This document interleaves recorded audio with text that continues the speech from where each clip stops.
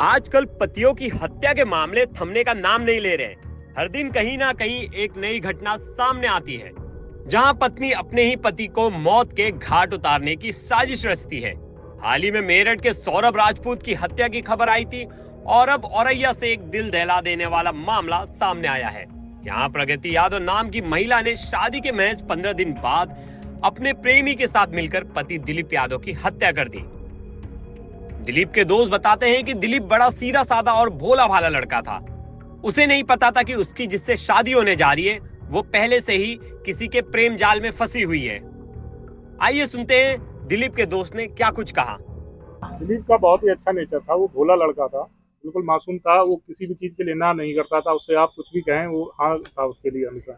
तो क्या लगता है उसकी पत्नी ने मतलब प्रेमी के साथ मिलकर हत्या कराई? क्या कैसे? ये चीज तो सर अभी हमको पता चल रही है कि उसका प्रेमी भी था, क्योंकि जो ये शादी हुई थी वो लव मैरिज ही हुई थी। प्रगति और दिलीप की मर्जी से ही शादी हुई थी, घर वालों की मर्जी नहीं थी शादी की।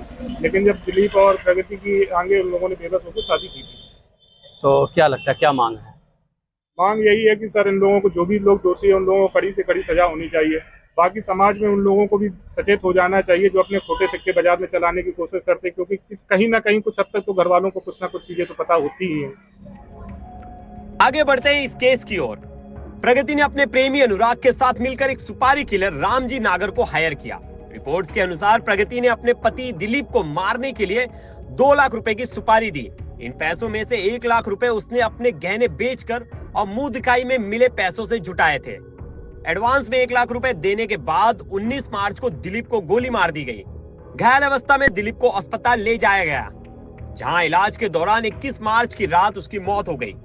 पुलिस जांच में सामने आया कि प्रगति अनुराग से शादी करना चाहती थी, लेकिन उसके घर वालों ने दबाव में उसकी शादी दिलीप से करा दी थी।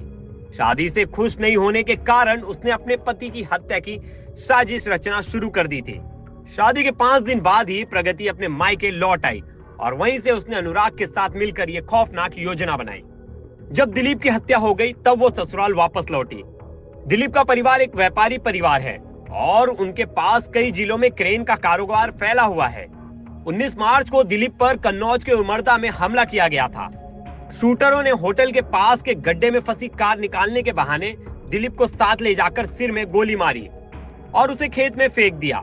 हालांकि शूटर्स को लगा कि दिलीप मर चुका है, लेकिन वो लास्ट स्टेज में था और उसे अस्पताल में भर्ती कराया गया, जहां 2 दिन बाद उसकी मौत हो गई। 5 तारीख को यानी 5 मार्च 2025 को अनुराग यादव और प्रगति यादव एक ही गांव का रहने वाला था और विगत 4 साल से गहरा प्रेम में था। आपसी संबंध घर वालों को भी पता था, परंतु इन लोगों के द्वारा शादी करने के लिए मंजूर नहीं किया और जबरदस्ती प्रगति को दिलीप यादव से शादी करवाया, जिसमें से बिल्कुल संतुष्ट नहीं था।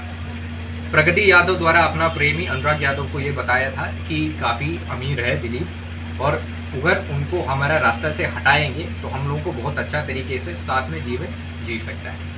इसी के तहत आगे चलते हुए प्रगति यादव द्वारा अनुराग को 1 लाख रुपए भी दिया हुआ था और अनुराग यादव ने अपना दिलीप यादव का हत्या करने के लिए एक टीम जोड़ दिया, जिसमें रामजी नागर मुख्य। जांच में सीसीटीवी फुटेज के आधार पर शूटरों की पहचान हुई और उन्हें गिरफ्तार कर लिया गया। पूछताछ के दौरान सच्चाई सामने आई कि प्रगति ही इस पूरे साजिश के पीछे थी और उसने ही अपने प्रेमी और शूटरों को सारी जानकारी दी थी। अनुराग और प्रगति पिछले 4 साल से रिलेशनशिप में थे और व्हाट्सएप कॉल पर बात किया करते थे। प्रगति ने ही दिलीप की लोकेशन भी प्रेमी को बताई थी ताकि शूटर सही वक्त पर हमला कर सके। पूरी घटना के दौरान अनुराग भी शूटर्स पर नजर रखा था, लेकिन वो खुद पुलिस के कैमरों में कैद हो गया। इस फुटेज ने पुलिस को गुत्थी सुलझाने में मदद की और अब प्रगति, अनुराग और रामजी नागर को गिरफ्तार कर कोर्ट में पेश किया गया है। ब्यूरो रिपोर्ट, क्राइम तक।